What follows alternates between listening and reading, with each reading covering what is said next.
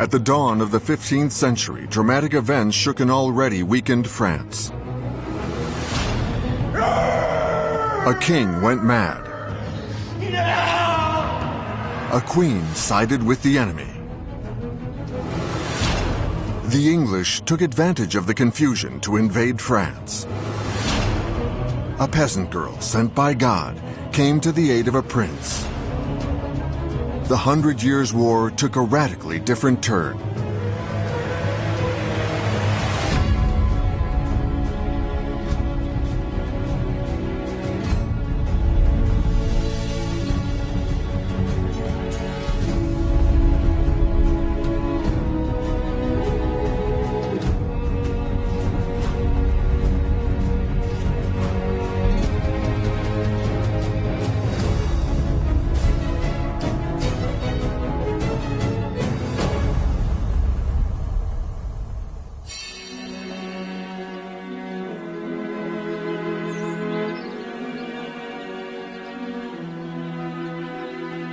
In the spring of 1392, the young King of France, Charles VI, was hunting in the forest of Le Mans.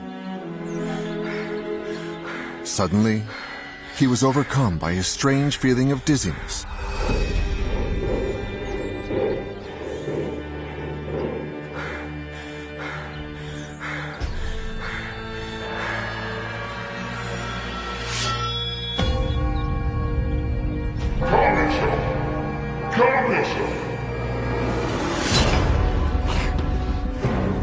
Then, for no apparent reason, he erupted into a fit of violence. Calm yourself! Calm yourself! Charles attacked his attendants and even tried to kill his younger brother, Louis the Duke of Orleans. Stop it! Hold him! Calm down! The young king had probably inherited his madness from his mother, Jeanne de Bourbon, the result of several centuries of inbreeding between kings and queens of France. In 1380, at his coronation in Reims Cathedral, he was known as Charles the Beloved. But now, he will forever be remembered as Charles the Mad.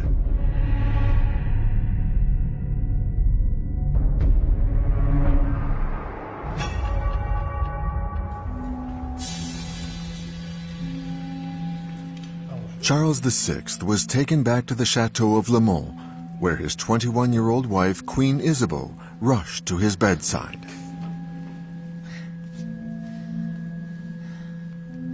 She was devastated to see him in such a state.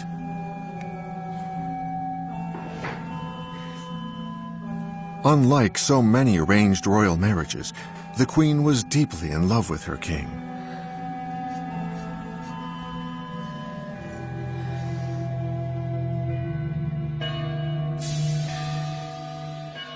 Their engagement 7 years earlier had been, according to the usual Middle Ages custom, by an exchange of portraits.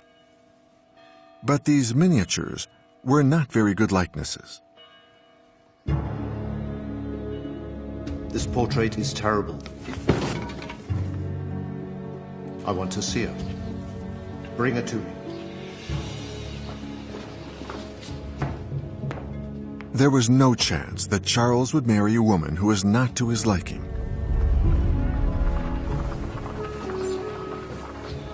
But when they met at Amiens in June 1385, it was love at first sight. Madame, the miniature does not do you justice. You flatter me, sire.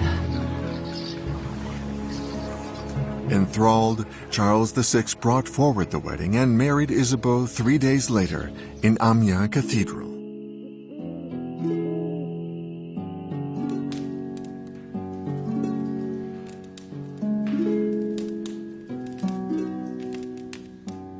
Isabeau was the daughter of Duke Stephen III of Bavaria, one of the most powerful German princes.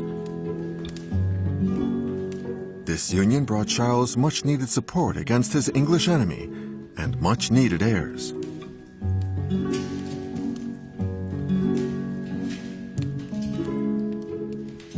Isabeau and Charles would have 12 children. Sadly, only 6 survived, of whom 3 were boys.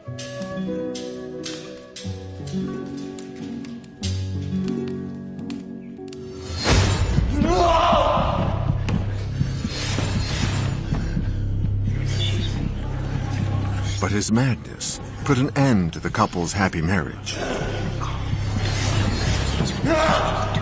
During his bouts of insanity, he sometimes believed he was a wolf.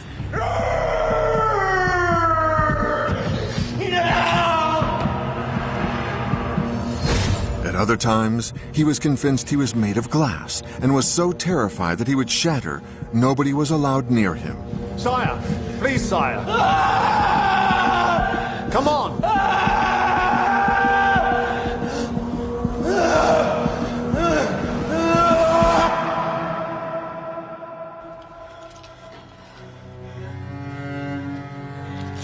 Isabeau desperately tried to find a cure for Charles's madness, including some that were supernatural. But it was all in vain. Drink, Your Majesty. Drink. Get well. Get well for me and your kingdom.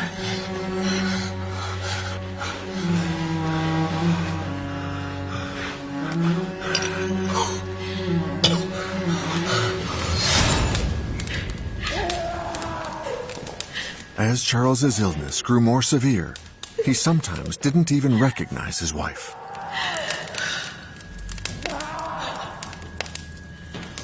Unable to put up with his fits any longer, Isabelle chose a mistress for her husband, a Burgundian lady called Odette Champdivers. A royal favorite, she had such an influence on the king that she was nicknamed the Little Queen. During one of his rare moments of sanity, Charles VI appointed his wife, Queen Isabeau, as regent of France. But his enemies were watching from the shadows. On the one side was his brother, Louis I, Duke of Orleans. On the other side, his cousin, John the Fearless, Duke of Burgundy, one of France's richest regions. You know only how to increase taxes. Both were ambitious for the crown. Encourage the war effort. What do you think taxes are for? To wage war? Don't you understand? King Charles' madness provided the perfect opportunity to win over the Queen and gain control of the kingdom. The two cousins hated each other, and every meeting ended in an argument. But I'm telling you, such was the will of my brother the king. You know nothing. The king is not capable of imposing the least of his wishes. Poor kingdom. On November the 23rd, 1407, at around 8 in the evening, Louis d'Orléans returned home from Queen Isabeau's palace. When suddenly... Kill him! Kill him! He was ambushed. One of the men cut off the Duke's hand. The king's brother was brutally murdered.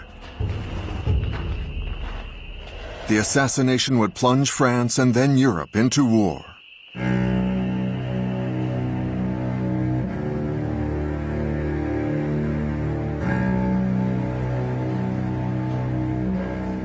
At Louis d'Orléans' funeral, the Duke of Burgundy, John the Fearless, couldn't hold back his tears.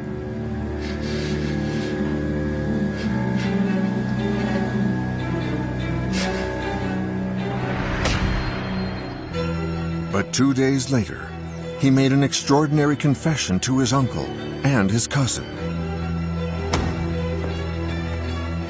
My uncles, we must speak.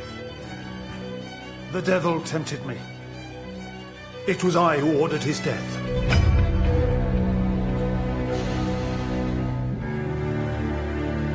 After the confession, and in fear of his life, John the Fearless hightailed it out of Paris to take refuge in Flanders. But the assassination of the Duke of Orleans tore France in two. On one side, the Burgundians, partisans of their Duke, John the Fearless, On the other, the Armagnacs, loyal to Charles d'Orléans, son of the murdered prince. Both camps had the same aim: to control Paris and the royal family. The king, the queen, and the Dauphin. For 7 years, the Burgundians and the Armagnacs fought one another. Both sides took control of Paris and then lost it. Frenchmen fought Frenchmen, and the losses were heavy. The kingdom was mired in civil war.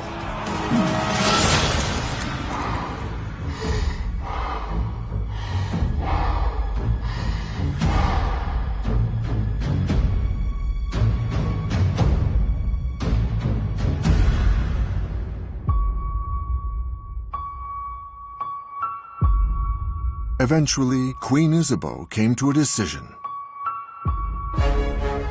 to re-establish the authority of the king and of his 16-year-old son, Louis, the Dauphin. Isabeau of Bavaria appointed the Armagnacs to key posts in the realm.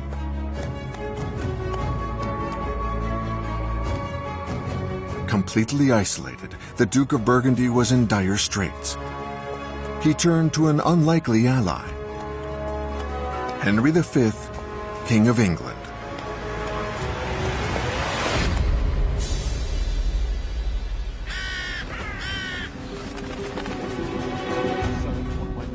Henry V was 26 years old. He was tall, athletic, intelligent, but above all, merciless. Bring in the Duke of Burgundy's emissaries.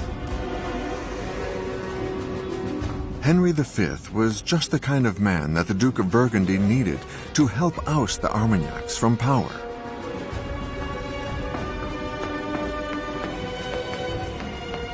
In June 1413, the Duke of Burgundy sent envoys to England to ask for the English king's support. Speak. In exchange for 2,000 English soldiers, the Duke of Burgundy's emissaries promised a great reward. So you want my men for land and gold. And what else? But that wasn't enough for Henry. He wanted the crown of France. To secure it, he turned to the Burgundians' archenemy, the Armagnacs.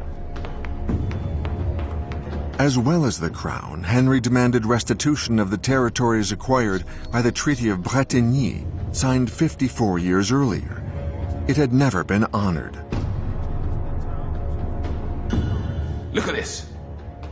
Since 1360, with Guyenne and Calais, we should have authority over Poitou right up to Béarn. But the French refused to respect this treaty. Give me these territories. I will give you men.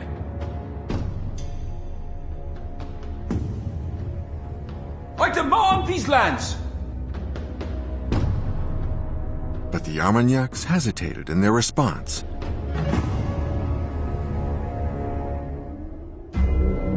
After several months without a deal, Henry decided to wait no longer. In November 1414, he prepared to take the crown by force. The war that started 70 years earlier was ready to begin again in earnest.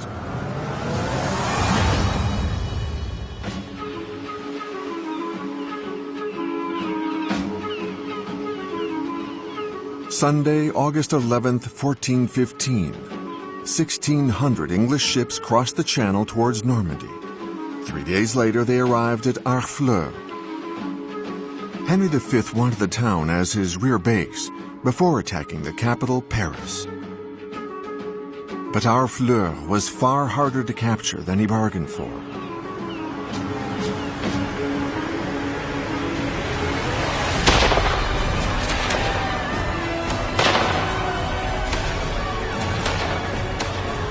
For nearly 6 weeks, the English bombarded the port and its 3,000 inhabitants. Lower your voices! Charge!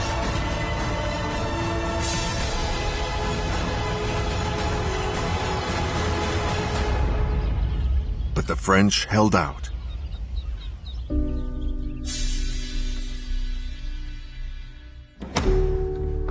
The citizens of Harfleur, exhausted and starved by the siege, begged the Dauphin Louis for help. He and Queen Isabeau governed France during the king's frequent bouts of insanity. But paralyzed by the civil war between the Armagnacs and the Burgundians, Louis refused to send help. On September 22, 1415, Harfleur finally surrendered.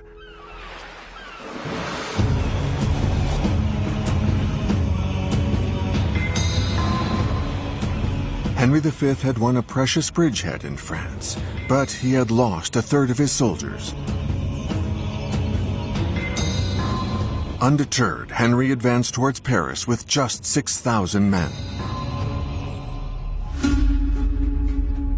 The King of France, Charles VI, had to react. Confrontation was now inevitable. Advised by Charles d'Orléans, the Mad King and his son Louis wavered. Should they make peace with the Burgundians to enlarge the royalist army? No. The savage assassination of the Duke of Orléans, Charles' father, was still fresh in all their memories. The Burgundians have arrived. They've allied themselves with the English. Being informed of the advance of the English towards Paris, without Burgundian help, the French raised an army of 20,000 men to send into battle against the merciless King of England.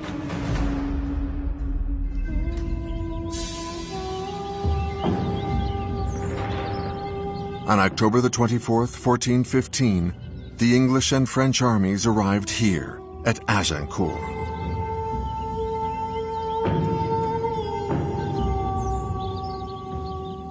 Before night fell, the Armagnacs, in the name of the King of France, sent an envoy to negotiate with Henry.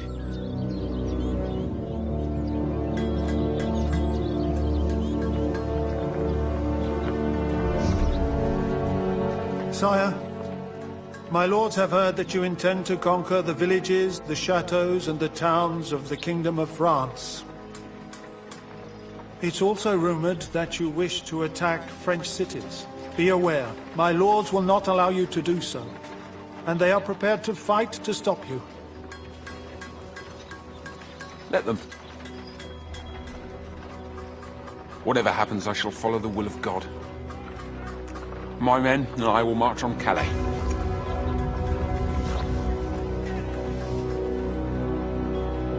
The message could not have been clearer. Even though the English were massively outnumbered and exhausted,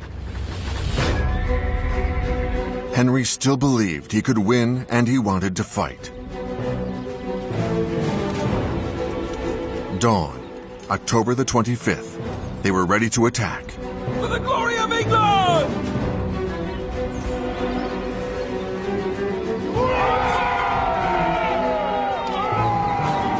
At 10 a.m., Henry V ordered his archers to advance.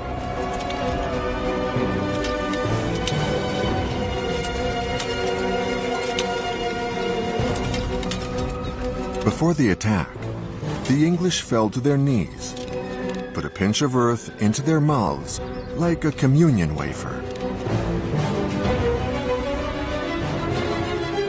and cried, For Harry, England and St. George! Before releasing their arrows. Aim! Fire! Fire! Many of the French were wounded before they even reached the English line. Arrows! Advance!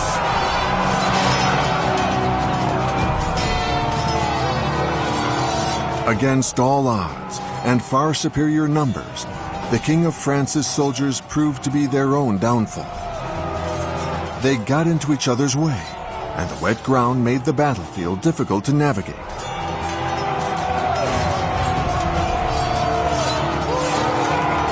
The French tried to attack the English from the rear, in vain.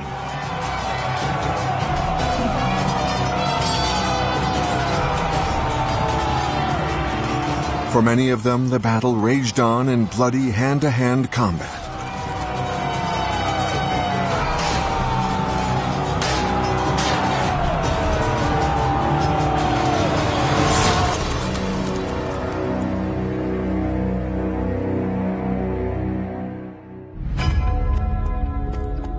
By midday, it was all over.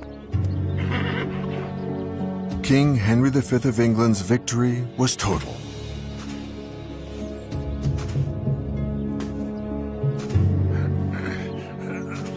The French army had lost around 7,000 men.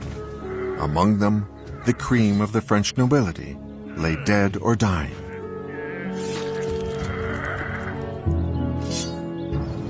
The English lost no more than 300 men.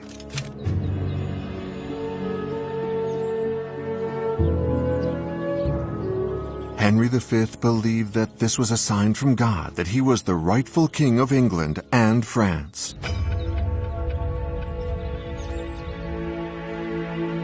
Agincourt cemented Henry's reputation.